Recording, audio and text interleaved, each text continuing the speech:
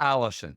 This is Crime Time Inc. is our podcast here in the UK. It's recorded by us here in the UK, but it's global now. It's amazing how people listen in different parts of the world. Let me let you introduce yourself first and tell our listeners a wee bit about you and why we're here.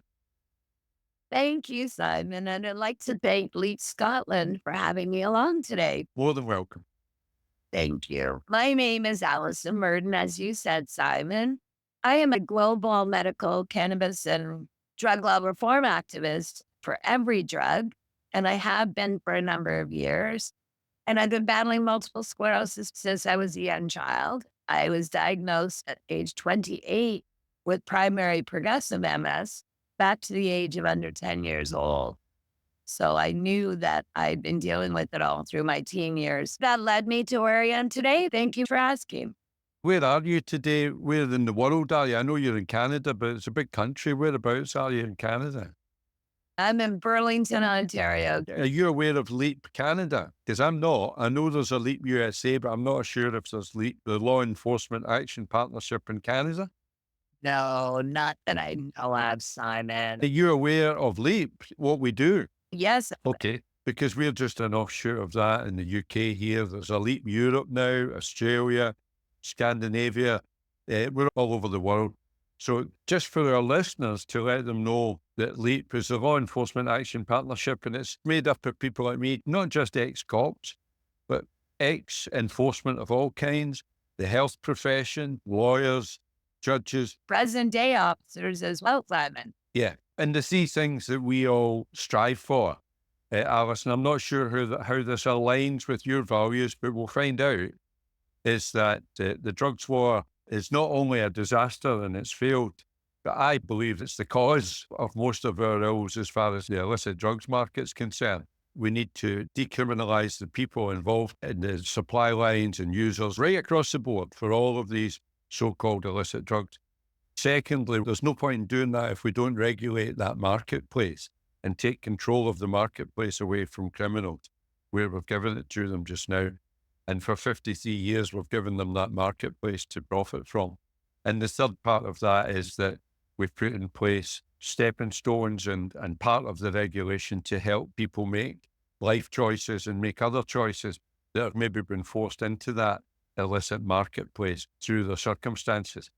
So that's where we're coming from. What is your history then of activism here? Obviously, you're very well known over in Canada and beyond.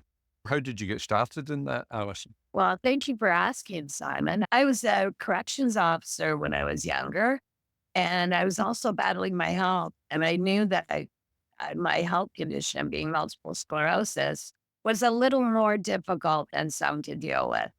So I felt that at the age of probably my mid-20s, I started to look into things like cannabis and psilocybin for relief, because I have not only multiple sclerosis, Simon, but I have the world's worst pain known to medicine on my basin head 24 hours a day, called trigeminal neuralgia, or tic douloureux as the nickname.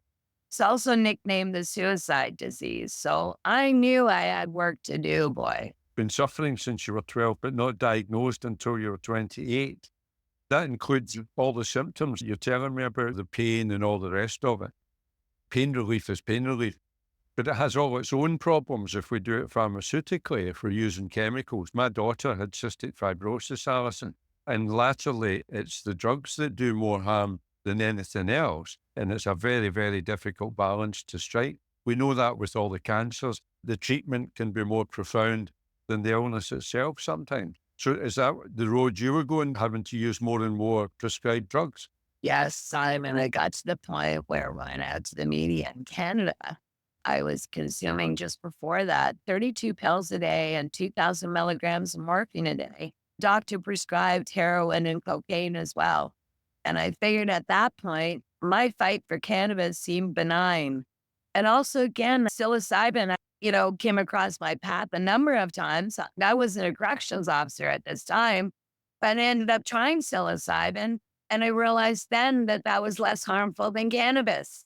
So what I did was I made those two specifically my fight for medicine, because not only does cannabis and now psilocybin do they take the pain out of my face within moments, literally within minutes, and nothing else pharmaceutically ever has for me, Simon. So I'm on the route now, getting rid of all the pills. I was on 32 pills a day, all the morphine, all the cocaine and heroin, everything gone, now to be replaced with psilocybin and cannabis and some morphine. Can you tell us what psilocybin is? Yes, psilocybin is magic mushrooms, Simon, well known on the street as many of these substances are. As a retired corrections officer, I was working with young offenders, and I knew that when they were getting sentenced in court for drugs, I was going home and smoking cannabis in my closet. And I knew that what they were doing was hurting no one. And I also knew that I had to do something about it then. So that started my activism and snowballed to the point where LEAP found me in Ottawa, Ontario, Canada, at a big protest there, a national protest. We had people from all across the country, and they were protesting about the drug laws like we are now.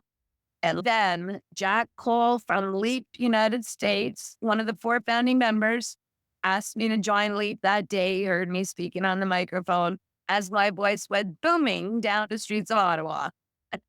Uh, uh, Can I just unpick a few things in there that our listeners might not be familiar with? Firstly, a corrections officer. I'm sure we've got them over here as well, but what was your job? Who did you work for and what did that entail, Alison? I was a jail guard and I worked with young offenders. I worked with a number of both provincially licensed facilities, as well as a federal facility here in the country. So again, I worked with young offenders for a number of years. And I knew that listening to the young offenders that I had at taking them to court all the time, the majority of their issues were for drugs, and the majority of those issues were for cannabis. So I just couldn't fathom any longer a young person going to jail for these substances when I was using them every day to feel better. The law here in the UK is the Misuse of Drugs Act of 1971. Yes. Primarily sections 5.2 and 5.3, which is possession and possession with intent to supply. That's the backbone of our legislation here and has been for 53 years. It was brought in 1971 on the back of President Nixon declaring the war on drugs. Can you tell us about your legislation? I'm not sure how the Canadian laws sit alongside ours, Alison. Well, just say no is what we say, because obviously not what we originally thought. So our laws here in Canada, we have a Cannabis Act now in Canada, and cannabis is legal for everybody over the age of 18. It's legal to consume, and we're all allowed to grow 4 plants anywhere in this country, whomever we are, again, above the age of 18. So we've taught our government here in Canada how benign cannabis is and how much it benefits people like me for health. We also have a medical cannabis program called the Access to Cannabis for Medical Purpose program. And those programs are set up to help patients like me who need guidance and want to get involved from using cannabis legally in this country and not be harassed. See, when you say cannabis, Alison, I'm very conscious that there are hundreds, if not thousands, of different strains of cannabis, different plants, different ways of preparing it. When you say cannabis as an umbrella, does that encompass all types of preparations from the plant? Yes, actually it does, Simon, because cannabis is the name of the actual plant itself. When it's broken down, it's sativa, it's indica, and it's hemp. The sativa and indica have the toxic effects or the THC effect, which is THC is tetrahydrocannabinol, which gives you that little bit of a high, more of a cerebral high. It might be for somebody who's interested in working that day and wants to focus. And that'll help you focus on what you're doing for work that day. You know, if you're writing anything, that sort of thing. Indica, I say, is more of a couch lock. It's more of the type that sort of sets you back and you want to relax, grab a bag of potato chips and watch TV. So you could relate that to alcohol then, that you would drink different types of alcohol depending on what you were trying to do. I mean, having a bottle of beer on a warm day isn't going to affect you at all other than refresh you a bit and cool you down. And if it's managed properly, then there would be no harm in that. Whereas if you want to go out with your friends, the opposite extreme of that would be going out and drinking shots of hard liquor when you down them in the water because you want that effect. That's what the youngsters do. Not me, I understand. The youngsters. I've got children, so I understand the principle.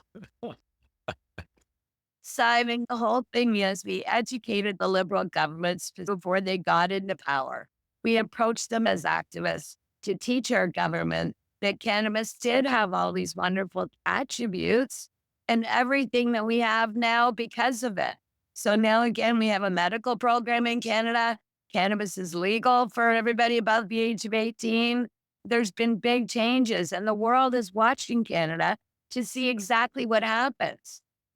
How do people source cannabis in Canada? If I was on holiday in Canada, where would I go to get some cannabis? We have dispensaries all across the country. In Ontario, where I am, we have something called the Ontario Cannabis Stores. People can go into them, search the menu, and sometimes smell and see the actual product, depending on where they go. When did the legality come in, Alison? When was it illegal? October 17, 2018, the government decided that they were going to come on board with us and make it for everybody. To that was cannabis illegal and punishable by imprisonment for supplying it. Sure was. Even my growers, Simon, were getting punished by the law. What did they do with the people who were in custody or who were in proceedings at that moment in time, who had maybe been charged early in 2017? Did they give them a reprieve? Nope, not that I know of. There's nothing nationally said, and we've been begging again for exactly that for now for years. Yeah.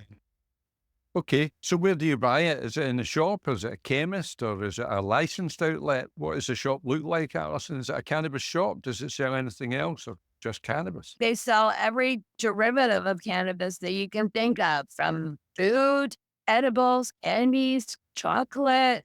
They have things you can vaporize with cannabis. They have vapor pens. A cannabis store is actually a beautiful store as far as I'm concerned. Yeah. I go in, I know I'm going to feel better when I leave. Well, keep Everything, though, Simon. Everything to do with cannabis that the government will allow at limited amounts. yes, that's personal use. And you can grow 4 plants. What's the limit of the amount you can buy then? Has it got a price limit or a weight limit? 30 grams. Okay. Let me ask you then, Alison, obviously you're biased here because you wanted this for medicinal purposes, primarily for your day-to-day health and well-being. On a recreational level, because I would suggest to you that most people who use cannabis illegally or legally do so for recreational purposes. They do it for lifestyle, for relaxation, for socializing, etc. How has that changed the society in Canada? Are there problems associated with it? None whatsoever, Simon. We're not even having issues with just communities having an issue with it. Everybody here in the country is educated to the point of where they know that cannabis is good medicine. So it's just a matter of if they figure if it's good medicine, it must be good for everybody else then too.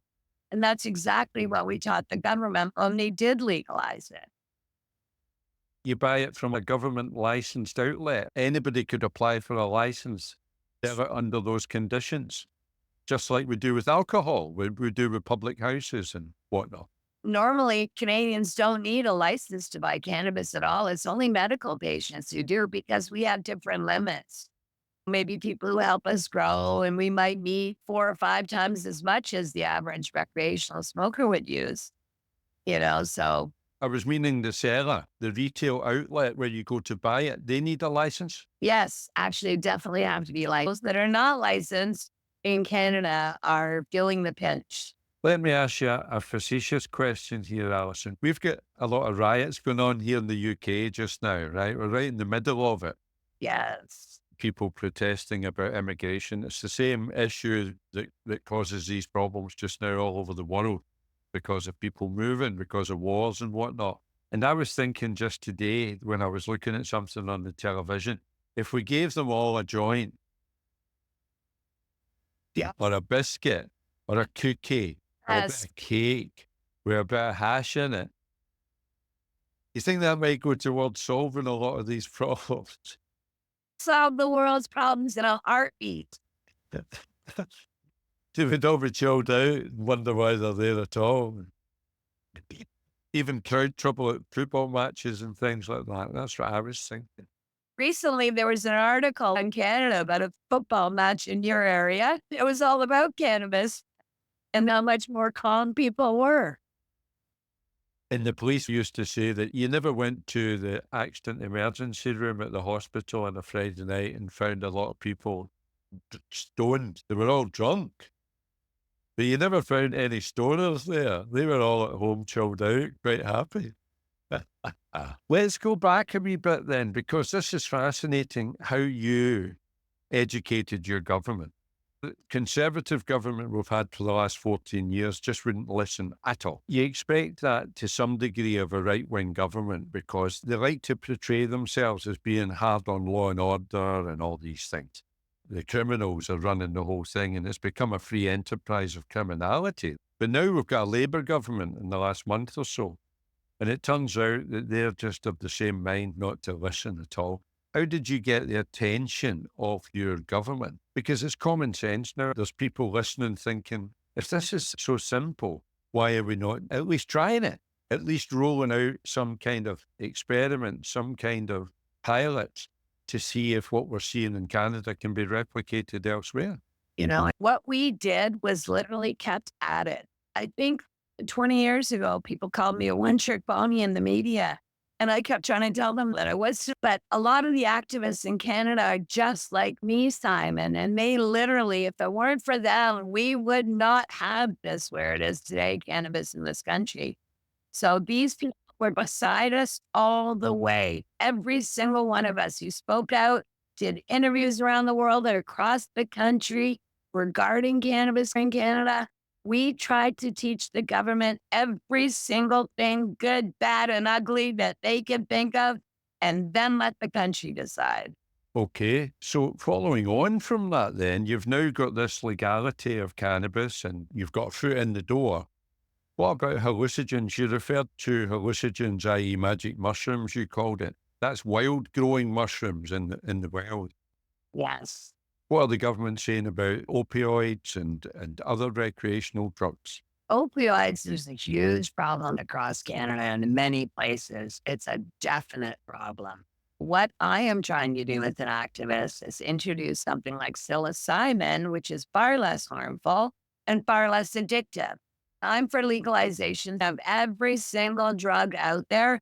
The harder the drug, the more it has to be legalized and regulated, taken off the street, away from our children, and out of the hands of criminals once and for all. People like me continue to try to teach people what we have been taught.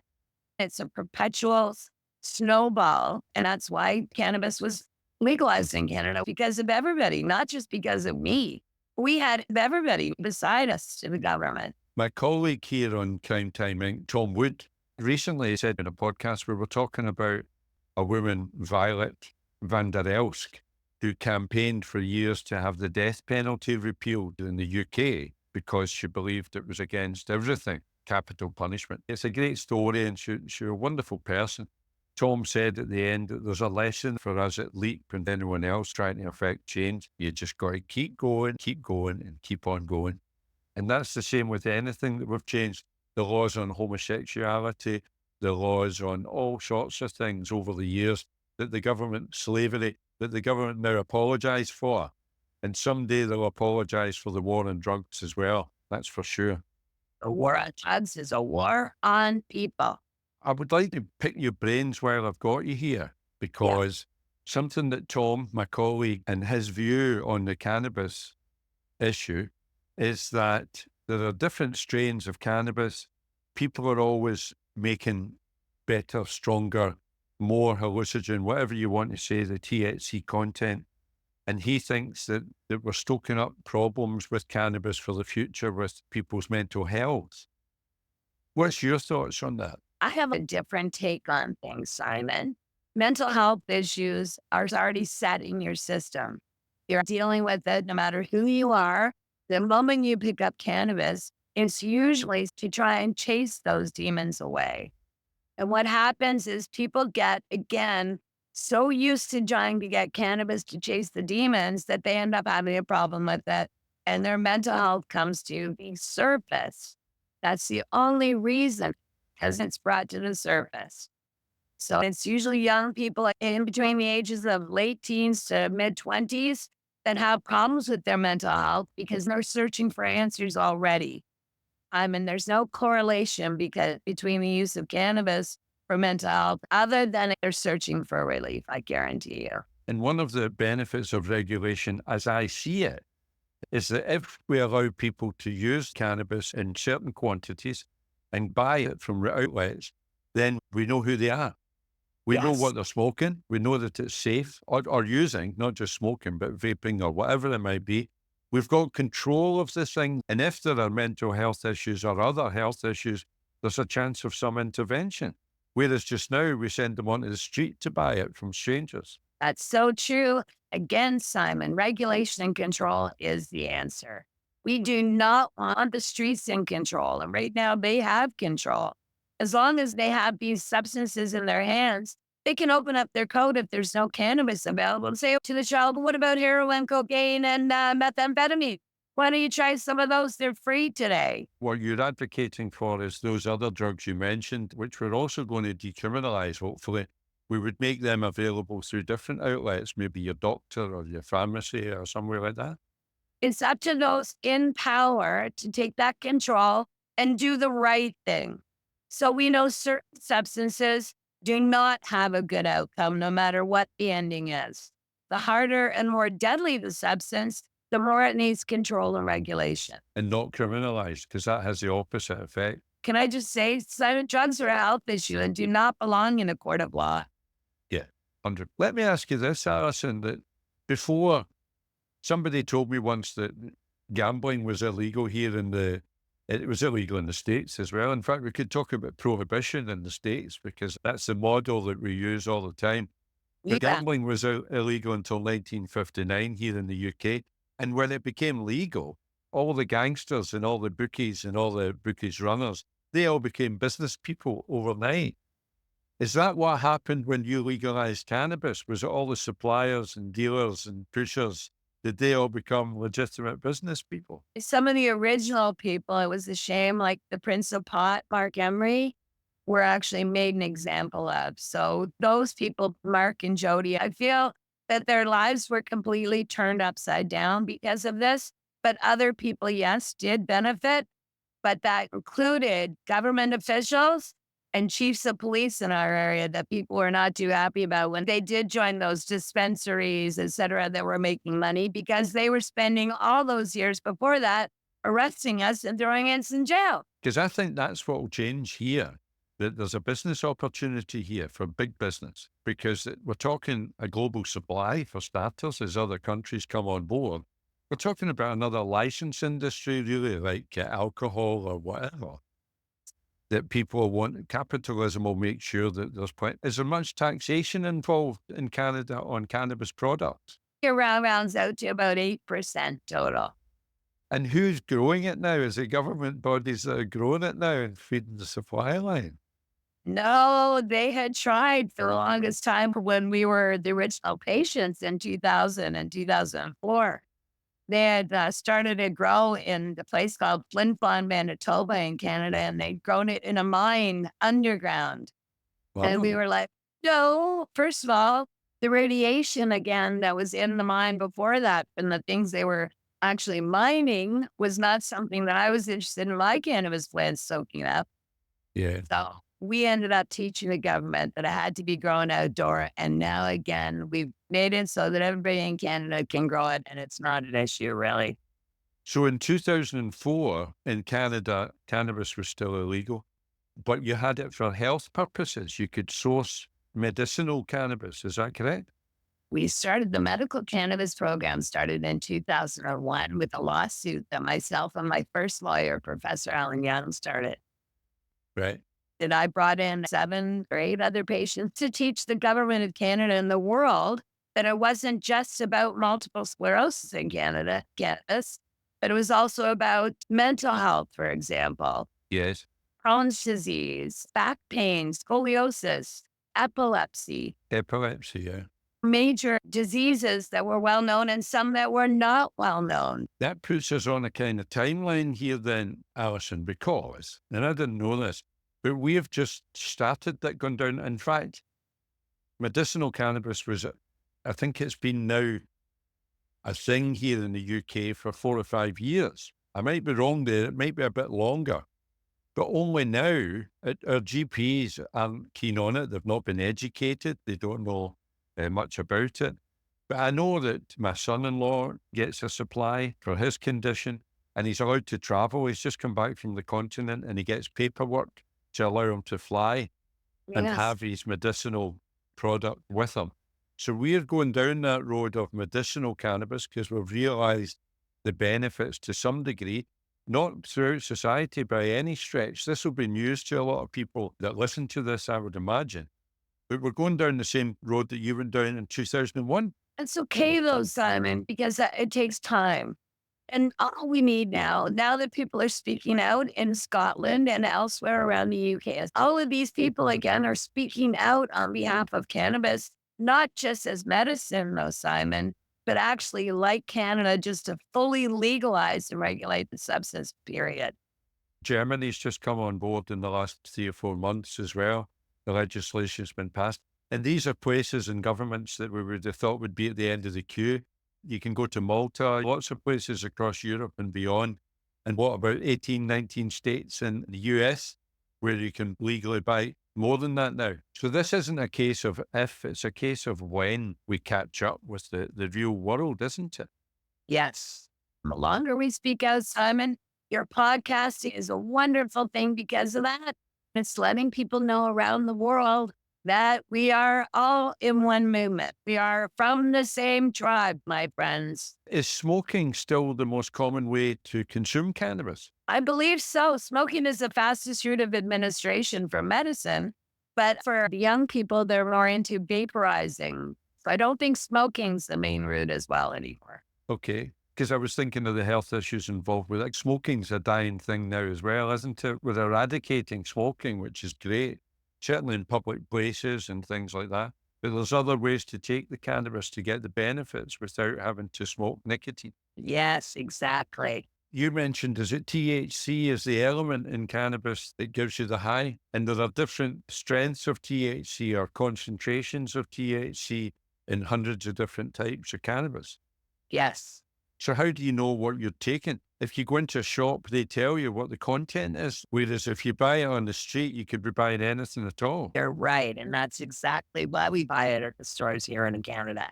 Because then you do know what you're getting, Simon. People choose to go to the store now instead of buying it. Could they buy it cheaper on the street? I think there are still a few people on the street. I myself have a grower who they would consider a street grower who donates beautiful cannabis to me a number of times a year. And I just am so blessed that this particular grower does this. So there are many growers. I've had many in Ontario where I live help me out as well. Growers who aren't legal just grow 4 plants for themselves and have more than they would. Is it an offence to buy it from them? I don't buy it from them. They give it to me. But would it be? If I bought it from them, would I be committing a crime? It certainly would be trafficking. The laws are that you must buy it from a licensed government outlet and pay your 8% tax on it. Exactly. And everybody else that's out with that. I'm just trying to get the model in my head so that people can see how this can actually happen. I mean, Amsterdam's been like that for 40 years, as far as I'm aware. You could go into a store and buy a cookie, people getting caught out like that. And regardless of the strength of it or the concentration of it, that's more of a reason to regulate so that people know what they're buying. You're so right, my friend. You want to make sure you know what you're consuming. As a patient, I have to know because I tell my doctors what I'm consuming. Oh, this percentage of THC on average makes me feel better, or this particular strain takes the pain away. They need to go to their doctors and tell their doctors they're consuming cannabis if it is medicine in their life. and then deal with it from there. The doctor will probably say, oh, I don't want to hear that. Bottom line, in Canada, if that's in my chart and I'm with my doctor, I ask my doctor to write that down. That will be in my chart for life. I've been doing that since I've been young. I've been talking about cannabis and psilocybin and all the wonderful things that go along with these. Yeah. Is it fair to say, have you been campaigning then for, well, that's at least 23, 24 years, Alison, have you been campaigning for this? Sadly enough, I haven't grown a year older though. Isn't that weird? Is that because of the success you're having, or is it because of the cannabis you're using? It's a little bit of both. As a retired police officer, that has lots of ramifications for me because I lived through the 80s when people were jumping off buildings and stuff with acid and Class A drugs, and hallucinogens were a real problem for us. I don't know what it's like now because I'm away from that scene. But as soon as you say magic mushrooms, that's what I think of. I remember coming back from a game of golf with a couple of rascals I used to know down in Argyll. We agreed to meet back at a pub for a pint once we got washed and got rid of our clubs and stuff like that, Alison. When I went into the pub, the two of them were sitting at this table with their hands, both hands, each on the table, staring into space, right? And I said, what's going on here? What's happened here? And neither of them could speak. Eventually, one said, are you coming in this helicopter or not, big man? I discovered that while I had been hitting the ball round the course, they had been getting into the rough and gathering magic mushrooms. And when they got back to one of their houses, they'd made tea. This is what they did back in those days. They had made a pot of tea with magic mushrooms and had a wee glass, before they came out to meet me for a pint. So that's my knowledge of magic mushrooms. The problem with them is they grow wild. So how on earth do the government regulate that? How would they in your area? How do you do it? And up to the government to realize we're teaching our government in Canada that magic mushrooms are safer than cannabis and less addictive. By far, they're far less addictive if at all. Bottom line, whether or not these are good for us, we teach them. Just to get back to LSD, I actually started consuming LSD the last few years for the pain in my face. I was scared too, Simon. Every story I heard was that people were jumping off buildings and doing horrible things to kill themselves and kill other people. And it took me until 3 years ago to actually try LSD. I was so desperate that I actually used LSD. The first tab I took, I was pain-free within 5 minutes. Now they're using LSD in clinical trials and studies around the world for people like me with neurological pain. What we're saying here is all these drugs that were written off by governments 50 years ago, 60 years ago and said, these are bad. You're not allowed. If you touch them, we're going to lock you up. You're going to prison. Really, what we're saying is we should harness these drugs, find out where they could be of use in our society, where the dangers lie with them, regulate them properly, and put them to work for people who are in pain or maybe suicidal or going through grief. All the problems that exist in society, these drugs can be of benefit to, but not in the hands of criminals. Exactly. And this is, again, my entire fight. I ran for federal office in 2004. I ran for the new Democratic Party of Canada with cannabis on my platform. And I got international attention for it because I was the first person in the world to run for federal office politically and have cannabis as part of my platform. It hasn't just been about cannabis. From day one, we're talking about legalizing and regulating all substances. Yes, for the reason as medicine, because in Canada, we can't study them unless they're legal. Yeah. Keep that issue open, Simon. In order to find out what benefit these substances could be to us, we need to be able to do the research. And we can't do the research as long as we keep calling them illegal. Exactly. We need to harness these things. Have you written a book yet? I have a book sitting on my bedside table that I wrote 35 years ago that's collecting dust.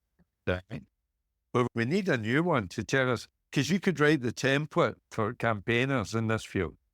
I think what we'll do is I'll get Tom involved next time we chat to you. If you come back and chat to us again, he'll have lots of questions about cannabis because he's got it in his head that there's strong stuff out there that's going to undermine everyone and make us all into zombies. Well, Lerdo. What I wanted to ask you about the campaigners, all the people over the years who've struggled and been thought of as criminals, been thought of as hippies. They've got lots of names for us, haven't they, that they call us, and lots of cliches and all that, which was all part of Nixon's plan to ostracize people back in the 70s, people who wanted peace, basically, who didn't agree with the warmongering that the US was involved in, and some would say still is. So I wanted to get you to sum up for us and tell us, you're quite content then where we are, that it's coming, that it just takes time, that nothing happens overnight, and it's a process of education, really. That's exactly what it is. You have to be tenacious, Simon. You have to not give up. I've been going at it for over 30 years in Canada. I've been doing this publicly since I think 2000, 2001. I've been in the media for a lot of years around the world, but I always keep to my same story, Simon. The story never changes. It's not about me. It's about the issue. You're aware of the people who suffer ill health, physical ill health like you have, and other kinds of ill health, mental ill health, who have benefited from using the likes of cannabis. Many people, Simon. I can't tell you. I actually was stopped recently in the neighborhood by a woman in her 80s who said that she could not thank me enough for even speaking about cannabis because she was cheering me on, watching me on TV in her home. We were taught as youngsters to just say no. Cannabis, what was it they called it? A gateway drug, right? That's what the government said to us when we were teenagers. This is a gateway drug that you try and it's just going to get you into other drugs. That was the nonsense that we were taught, and to just say no. And we've given them a fair crack at that strategy for 53 years. I think what they need to do now is admit that it's not working. You're so right. My first lawyer, Professor Alan Young, when we did media around the world, he often said, when he was asked that question, if cannabis was a gateway drug, said, absolutely not, Simon. Milk is a gateway drug. We all start with milk. Well, I want to make cannabis a gateway drug because what you've done tonight has turned my head. I was thinking, oh, this cannabis campaign, I tend to steer away from it because LEAP is about the drugs market, the illicit drugs market as it is. And I never wanted to get involved in the minutiae of one drug or another. But I now see cannabis might be a gateway drug for us. Education. We've got medicinal cannabis now in the marketplace. Once we get it legalized to some degree, like Germany and Canada and a lot of states and all the countries across the world that are allowing controlled and regulated use of cannabis. Yes. That's the gateway to educate them about the benefits of all the other substances that mankind is ignoring just now by calling them criminal. That's what we're hoping for, Simon. If we can change one mind, we've done it. You've changed one tonight. I've discovered that Canadians are much more fun than I ever thought they could be. Alison, it's been absolutely, and once we hang up here, I'm going to think of all the things I wanted to speak to you about. Hopefully you'll come back on and do that for us. Maybe do some kind of public forum where people can come, because it's an education issue, Alison. And you're 20 years down that road of learning that we're behind. So maybe we could set up something online. I'll have a rethink about it. And you'd be pleased as a new friend of Prime Time Inc. to come and talk to us, yeah? Prime Time Inc. I absolutely love it. Alice, I'm going to let you go and say bye-bye to your partner for me, to Gary for me.